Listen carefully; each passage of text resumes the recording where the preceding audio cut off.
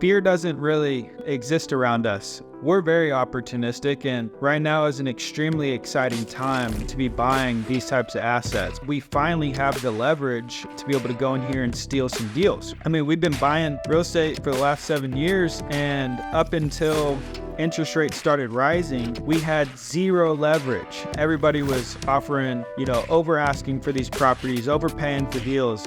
And we were the guys who were coming in and offering, 20% less than the list price. We've always been very tough and strong negotiators and stuck to our numbers on the acquisition side because we believe in making money the day that we buy it because of how we buy it versus hoping for something in the future. Welcome back, my Great to Wealth listeners. Today we're going to be talking to Alex Coffman, co-founder of TR3 Capital. They have a massive portfolio across multiple different asset classes.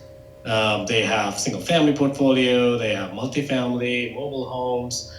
It's actually a perfect guy to talk to because as you are, if you're not living under the rock, as you're looking at the outside news, what media has been telling us that real estate is ready for a correction, everything is going to get depressed before everything is going to go up. There's so much data and so much noise that we're hearing. We thought about bringing an expert like Alex. We'll actually get it firsthand because he's in the thick of it, like a lot of other guests that we have. And we'll get one more perspective from Alex. Alex, thank you for joining the show, man. Absolutely. Thank you for having me. Alex, before we launch the show here, we'd love to understand, when you hear the term migrate to wealth, what does that mean to you? I don't know. I think it means a few things, I think that a lot of society and just people in general maybe don't think about wealth and what that means too much. And I think that a lot of people kind of, live in the same thing that they do every single day. And a lot of people really don't prepare for the future. And so when I hear migrate to wealth, I think of, migrating to a different way of life and migrating to, almost like a true purpose. Love that, man. Alex, tell us your paths to migration to wealth. What has that path has been? Sure. So I've always been fascinated with the idea of wealth ever since I was a little kid. I remember, even when I was probably 5-6 years old, I was talking to my grandparents about stocks and dividends and investments and things of that nature. So I've always been fascinated with wealth. When I was younger, went down the wrong path in life. Basically from like 11 till 21 years old, I was under the influence of drugs and alcohol every single day. And I thought that I was going to become wealthy by selling drugs. And it didn't really work out that way. And by the time I was 21 years old, I was a full-blown heroin addict, in and out of jail for drug possession charges. And that's really where my migration to true wealth came from and started. When I was 21 years old and I had nothing and all of my friends were graduating from college and, doing well in their lives, I basically had to start my life over. And thankfully I did. It started with, forming a relationship with God and working on my spiritual health. Shortly after that, I started working on my physical health and eating healthy and exercising. And when I focused on those things as well as, my mental health, that was honestly the greatest wealth that I had experienced up to that point. Money and all these things really didn't mean a whole lot. And at the end of the day, so long as I have my spiritual health, my physical health, and my mental health, it really doesn't matter where I'm at or what I'm doing. I would consider myself wealthy and happy. But, once I kind of turned my life around and got on the right path is when I started to look at what I could do to start building financial wealth legally and looking for legal businesses to start. And did a few things, but ultimately landed on real estate, which has proved to be, in my experience, the best investment that, I could have made and have made financially. Great, great, Alex, and thank you for sharing your story, man. I really appreciate it to the extent possible. We're gonna go back to the time where I think you were saying you're around 21-ish, where you had the realization that you need to turn your life around. Could you tell us what was going on at that time? Like what specifically triggered it? Because I'm sure there were people telling you and before, but something must have happened that basically broke the camel's back. Sure. Yeah, it wasn't one specific thing. I mean, my life was not, I was not doing well, and I was miserable and I wasn't headed anywhere. But ultimately, so I didn't want to continue to use drugs. You get caught in this cycle, this never ending cycle of wanting to get sober, making promises to yourself and to everyone around you that you're going to get sober. This is how you're going to get sober. You're going to do these things. And without a true solution in place, this cycle just continues and you fall back into what you were doing. And so I really just, for the longest period of time, I had no real solution to getting well and to getting sober. But it wasn't like one specific instance of something that happened to me. I mean, I've been through a lot of stuff, I've almost been killed. I've been shot at. I've been, to jail many times. None of those external consequences were the thing that, really drove me to get well. It was more of an internal discomfort and an internal knowledge that, I knew that I was meant for bigger and better things. But ultimately, one of those last days that I was using, I just knew that I was either going to die or end up in prison for the rest of my life. And I didn't want those things to happen. And so ultimately, that's really what it was, is just either figure out a way to get sober and change my life, die, or go to prison for the rest of my life. So let's go back to that, because I think there's while not everyone may be having that extreme moment in their life, but everyone's trapped into some habit pattern. It could be either your health, it could be a relationship. There's a lot of toxicity, and usually it's self-inflicted. Because I'm a firm believer that you're suffering because of what you're feeling inside, and people or situations is only accentuating that. So until you heal from inside, the outside is not really going to change for you anyways, because any situation you may find misery. So when you look at that, and people are trying to lose weight, right? People are trying to do certain things with their relationships, be more present with their family, or whatever their addiction is, and I'm calling that as a metaphorical addiction.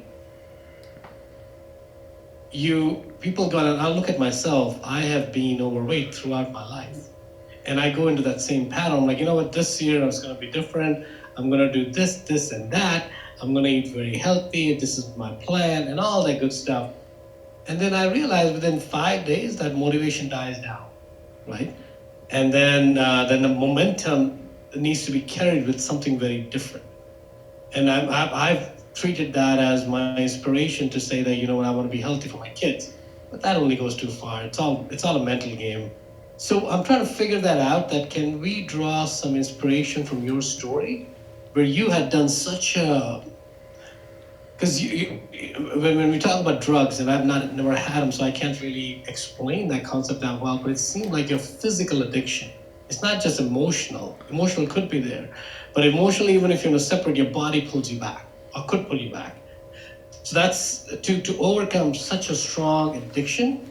Is there anything we could draw for, or you may have for people like me, who are making excuses? No, I don't have the time for that, or I'll do it tomorrow.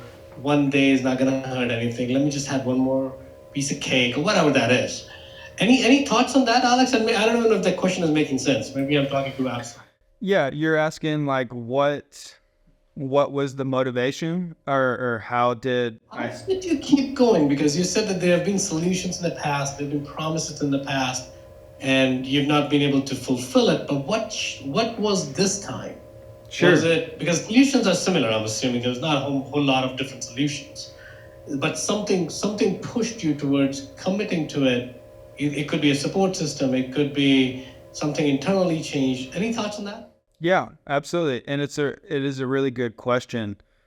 Just for myself, it was the spiritual solution. So, prior to that moment, I had tried all those things, and they never lasted. They didn't hold enough weight for me to continue to utilize those as a solution. And ultimately, drugs and alcohol were my solution to things. You know, they made me feel a certain way inside. They quieted the noise. They solved certain problems for me, which is why I continued to use them. However, at a certain point, like you were talking about the physical dependency, at a certain point, the drugs stop working. You stop feeling the effects of the drugs. And so you either, have to start using more drugs to continue to get the same effect. But they stop working after a while. So therefore, your solution that you used to use to deal with whatever, how you felt inside, it stops working. And so what did work, and I really wanted to get sober. I don't think anybody who's using drugs today who has gone way off the deep end and is way past recreational use, those people do not want to continue to ruin their lives. I guarantee it. Neither did I. And I wanted to get well. I wanted to change. I wanted to live a better life. And so that was, part of it. But I needed something to replace what was my solution, which was drugs and alcohol. And that solution was God. And so, when there's saying that for people who have gotten sober is, that alcohol had knocked us into a state of reasonableness. There became a point where the drugs and the alcohol and the life that I was living just beat me up so badly, and I beat myself up. I did this to myself, that I became open and willing to have a spiritual relationship with God.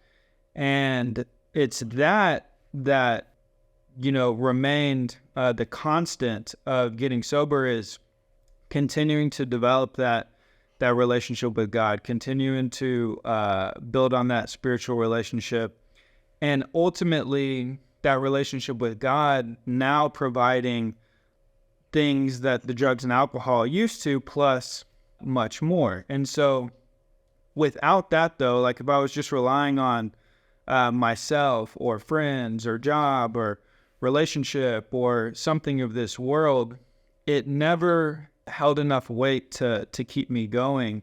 And it wasn't like this thing where I wake up every day and I'm like, I'm gonna stay sober today, and I'm gonna avoid driving past the liquor store, or I'm gonna not watch these things or listen to this music because it might tempt me or whatever. There's no, after a certain point of forming that relationship with God, there's no battle to stay sober anymore. And God provided that solution for me. It's beautiful. Alex, thank you again, and congratulations, man. I know it's probably a hard journey, and I'm so sorry if I brought you back to that time. No, you're good. To make sure that we can draw some inspiration from this. Thank you about that, Alex.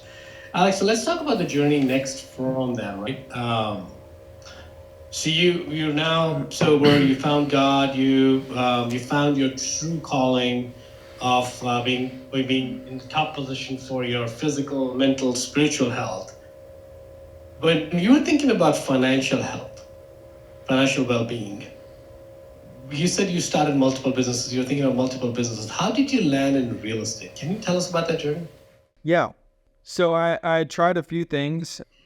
I had invested some money in the stock market. Ultimately, I was just gambling and did okay on some, did not okay on others. I had started a business with a partner of mine in the substance abuse industry where we were doing interventions, and we would do peer recovery support coaching, and we would do transports for treatment centers and such. And that was a good business, and I really enjoyed helping people in that business. But in that industry, you have to, if you're operating a business and you want that business to be profitable, you have to make decisions on helping people who are able to pay for the services. And so I'm a businessman, and I like making money, and I like having profitable businesses and these businesses being successful. But at the same time, I also, within that realm, I also like volunteering and helping people and not charging money for everything that I do there. So my morals were in constant conflict with, on the business side, only being able to help people who could pay for the services. So I ended up deciding not to continue that. Around that time where we were doing that, me and my current partner, Matt, had invested in a few properties together. And I was just really fascinated with real estate. He was my partner, Matt. He had already been a broker. He had a property management company. He had real estate investments. And so ultimately it was Matt who drew me into real estate. And after doing so and seeing the benefits and seeing, how easily you could structure deals and create wealth through real estate is when I decided to go all in on real estate. And Alex, how did you meet Matt? Matt and I have known each other for probably 22 years. I grew up with Matt's younger brother, Sam. He was my best friend growing up.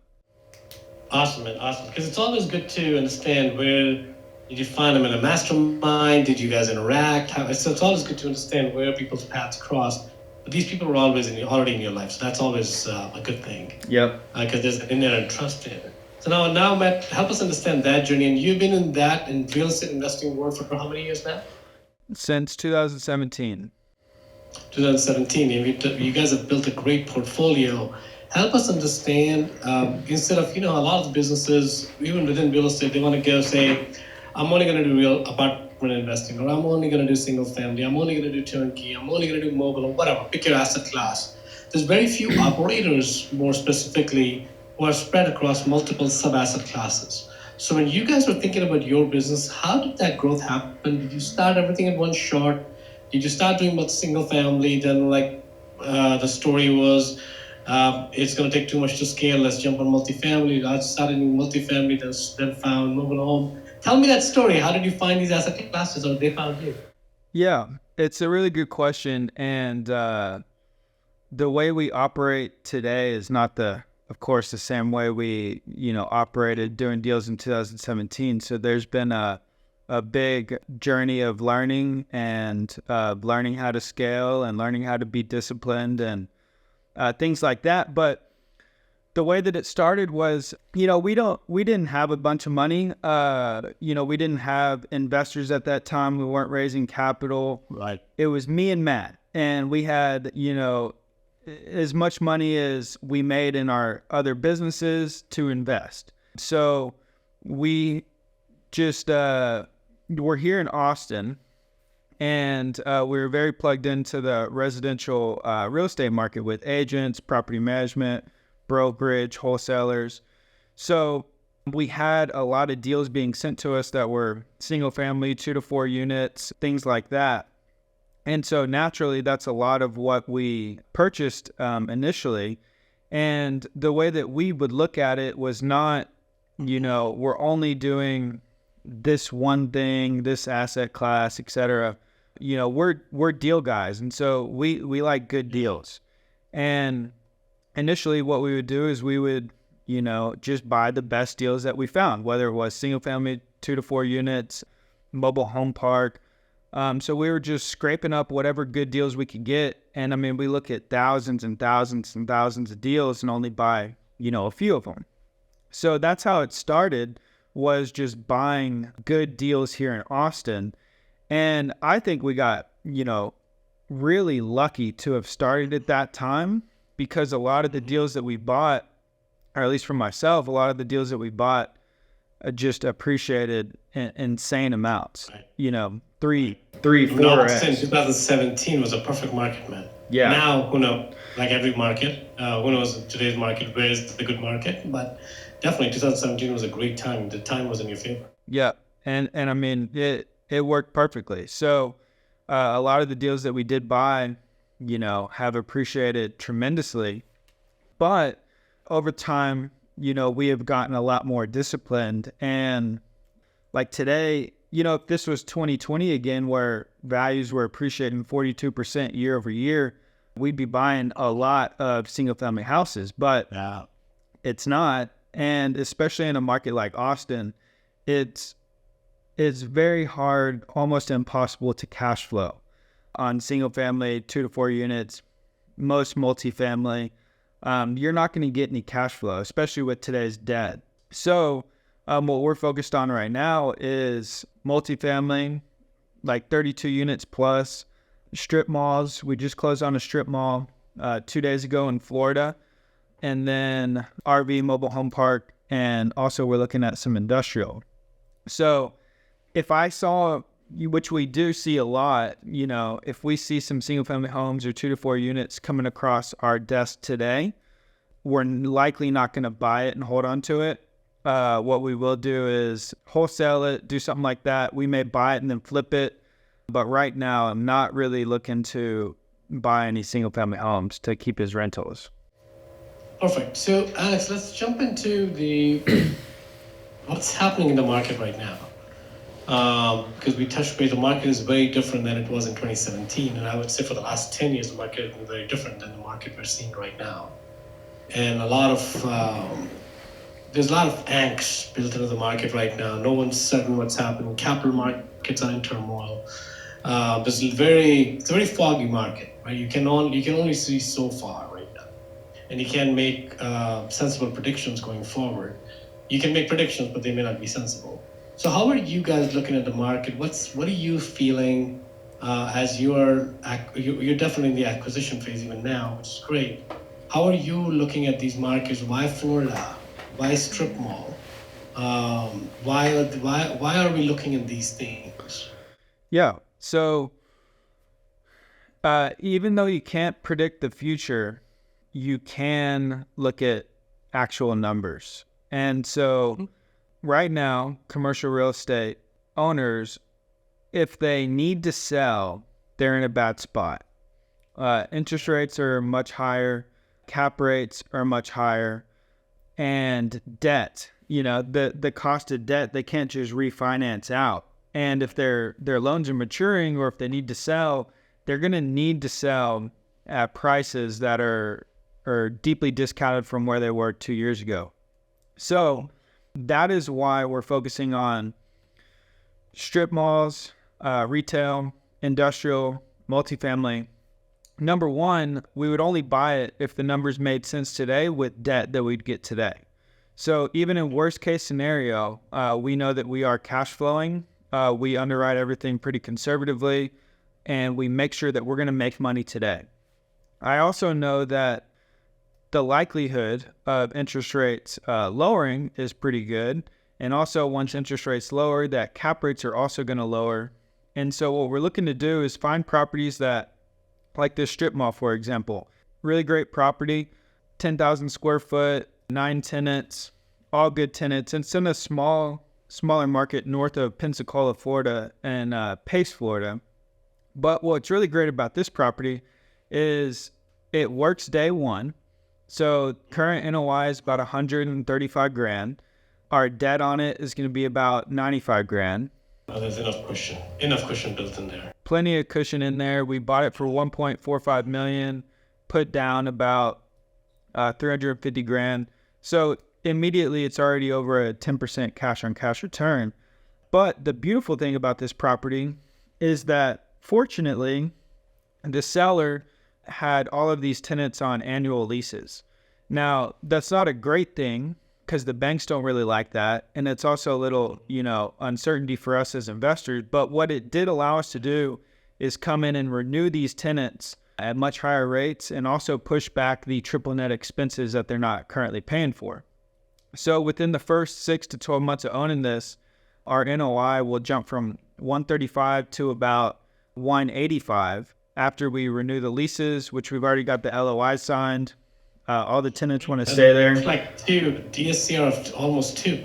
Yep. It's amazing. That, and then we're also, so cash flow is going to increase tremendously, but we're also going to instantly, by doing that, by simply just going to the tenants and saying, hey, you're now at market rent, we created, almost $1 million worth of value in the property, 850 grand or so, simply by doing that. And so, we're also going to add some improvements to the property. We're going to redo the landscaping. We have to replace the roof. We're going to paint the building, get some new signage up, and make this a better, business park for the tenants and their businesses.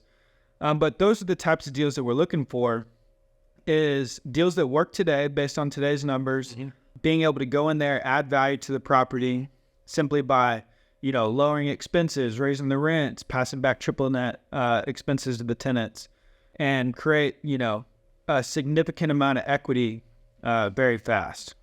And so we can... Go ahead. Yeah, sorry, go ahead. Finish your thought. Sorry. No, so we're doing that with, retail. We're looking at industrial. We don't own any industrial, but I believe that we have the ability to do the same thing there. Same with multifamily, RV and mobile home. So help me understand that, Alex. So you were from a multifamily guy, and all of a sudden jump into the strip mall, and that too very far from where you are, because you're in Austin, I believe. And I'm assuming your partner Matt is also in Austin. Yeah. So how did that jump happen from Austin to Florida? Yeah, because that's not an easy jump, right? Kind of like, especially when you're operating the deal, you're going to be away from it and a new asset class, which you may not necessarily. One could argue, do you understand how to manage it or not? Maybe you do, maybe you don't. I don't know that. So help me understand that how did you bridge that gap? Sure. So the seller actually reached out to us. We have pretty good SEO on our website, and the seller found us, sell my commercial property fast for cash or whatever, gave us a call, sent us all the deal info. And one of the things that attracted me to, because prior to this, we actually weren't really looking at retail too much. But like I mentioned, over years of owning a bunch of single family, 2 to 4, small commercial, it's especially in a market like Austin, where there's not much cash flow, especially in a downturn in the market where properties aren't appreciating that much. I've just gotten real sick and tired of, buying a lot of properties that don't cash flow. And so the retail really attracted me, the triple net tenants, not having many expenses, and being able to add that much value and get cash flow is what, ultimately drove me to saying we should focus a lot more on retail. So the seller found us, analyzed the deal. Like I said, it's a great deal. We have a partner on a fund that we have, and also on this deal. His name is Jason, and he is the vice president of retail leasing for Amley. Amley builds, apartment complexes, mixed use, retail in like downtown Austin, nicest of the nicest buildings. And so Jason has a ton of experience in retail. Having Jason as a partner on this deal, tremendously to get, better tenants in, oversee the local management company that we have operating the deal. But, even if we didn't have Jason and we didn't know Jason, this deal is good enough, that it's not too complicated. No, it's a screaming deal, and I'm glad you guys, because just even if you don't do anything to it, you're still there's at least a 60K spread there, right? Which is amazing. Not 60K, maybe 40-50K spread there, which is enough cushion to continue to add value. And even if you didn't do anything, your debt's going to be serviced unless somebody starts to leave, which I'm sure you have measures in place to replace the tenants. Right. So I'm actually just looking at the numbers you tell me. It's worth getting deeper into it, which is great. So thank you for sharing that, Alex. Alex, beyond that, as you were talking to your investors on what's happening in the market, what's kind of going with them? What kind of fear? Are they in the fear mode? They're in the opportunistic mode? They're sitting on the sidelines? What's going on with them? It's a good question. The consensus that we're getting from the investors that we're working with is opportunistic. They're excited. We're not hearing a whole bunch of fear, and fear doesn't really exist around us very long, So we're very opportunistic, and right now is an extremely exciting time to be buying these types of assets because of the opportunity that's here. And we finally have the leverage to be able to go in here and steal some deals. I mean, we've been buying real estate, for the last 7 years, and up until interest rates started rising, we had zero leverage. Everybody was offering, over asking for these properties, overpaying for deals. And we were the guys who were coming in and offering, 20% less than the list price. And so we've always been very tough and strong negotiators and stuck to our numbers on the acquisition side, because we believe in making money the day that we buy it because of how we buy it versus hoping for something in the future. And so finally, for the first time ever, since I've been buying real estate, we actually have the opportunity to steal some deals, and we have the leverage as buyers. So the investors who are with us and see us doing this and do things with us, are of the same mindset and want to get in on these opportunities with us. Great, Alex. Alex, this is great, man. In the interest of the time, Alex, shifting to the next segment of our show, I'm going to ask you about 3 questions. The first question really is, I'm sure you have a very thoughtful and long answer to that. What's one insight you can share with a 20-year-old Alex somewhere who's tuning into the show? One insight.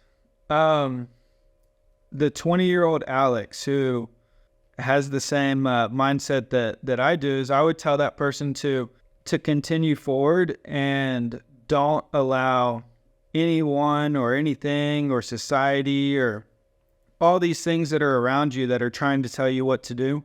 Don't listen to any of them and just continue to follow your heart and your path of what you want to accomplish, because it will work out. Beautiful, man. Beautiful. Thank you, Alex. Next question, Alex. As you reflect back on your life and talking to the people around you, where do you feel there's a gap in humanity right now? Where should humanity migrate towards? Gap in humanity. Expand on that just a little bit more. Yeah, kind of like where you see, people are divisive, or you see people are judging each other, or more at the human level. Where do you feel humanity as a whole is lacking right now? It's a really good question, and I'm not sure, because I try and I try and stay disengaged from humanity as a whole. But one thing that I feel people really struggle with is the need to be accepted by others. And I feel that people's actions and the way that people operate ultimately seems to be not for themselves, but so that someone can view them a certain way. And one of the most freeing things that I've ever experienced is when I did form that relationship with God and started building on that spiritual relationship. My desire or my need for other people's opinions of me started to disappear. And so when I stopped caring about what anyone or anything thought about me, because I found out who I was and I knew who I was, and I was very true to myself, and the only 2 opinions that matter are God's opinion of me and my opinion of me, then I stopped living life for other people, and I started to live life for myself. Alex, I want to go back to a comment you made, and I want to go back to it. You said, and if I heard you correctly, maybe I misheard you, that you stay pretty disengaged with humanity. What does that mean to you? Yeah. That's a very interesting way. I've never heard anybody say that. Love for you to expand on that. Yeah, the reason I said that is I don't really like being around a lot of people. I like being by myself, being with my family, and being with a really tight, close-knit group of people. And outside of that, I really don't get involved with what other people are doing. And so that's kind of what I meant when I said that, is I'm probably a little out of touch with humanity because I choose not to be involved with everybody. And so that's kind of what I meant, is that. And is that a conscious effort? Yes, very much so. Can we go a little bit deeper on that? I know we're coming towards the end of it, but it's a very interesting piece. I wanna expound on that. No, it's good. If you have time. Why is that intentional? Kind of going back to what I was just talking about knowing who I am and not really needing, I don't really get satisfaction out of engaging with a lot of people. I have everything that I need right here. I enjoy, I guess a lot of it has to do with, I feel as if I don't want a whole bunch of surface level relationships and conversations, and I very much appreciate intimate and deep, close relationships with people that I want to have those relationships with. And so I think that that's where a lot of it comes from, is I've got everything that, I need emotionally and, here with my close group of people. And I wish everybody the best. I think that was the answer I was looking for, man, because it seemed like that's really what it is. Is like a lot of people are engaging with a lot of different people just because they're not fulfilled.